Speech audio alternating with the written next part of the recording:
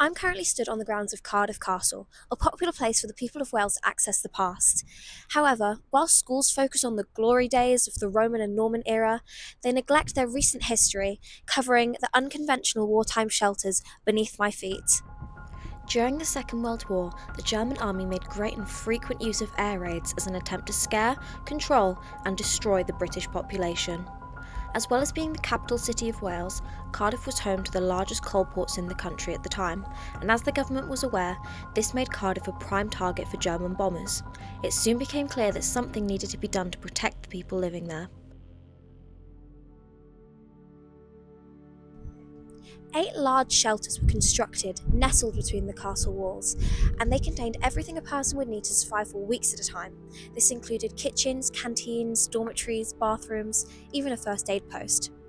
As the castle was above ground, entrances were built into the side of the walls, with 4 large ramps constructed up towards them so that people could quickly enter in case of an emergency. As it turned out, these shelters quickly became extremely important, as in July 1940, the Cardiff Blitz began. Roughly a quarter of an hour to go, and the raiders, who were flying very high indeed, I saw the white streaks in the sky as they approached, flew straight away over the city. Between 1940 and 1944, over 2,100 bombs fell onto the city, and each raid was more intense than the last.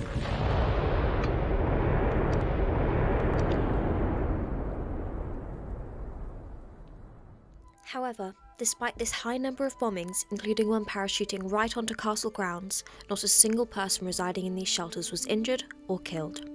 The shelters were considered some of the safest in the city and became so popular that local shops would advertise how close by they were in order to attract customers.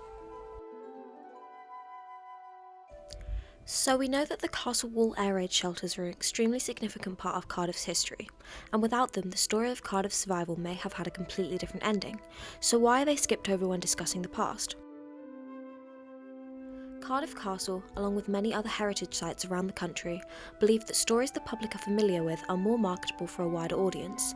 This leads them to gather these stories are more profitable and should be promoted ahead of those that are lesser known. Even while visiting the castle today, the Roman fort and Norman settlement seem to be put on display and highlighted in the navigation brochure, while the air raid tunnels are seemingly an afterthought, not even having information panels installed. By the end of 1944, the ramps were destroyed and the shelters were out of service.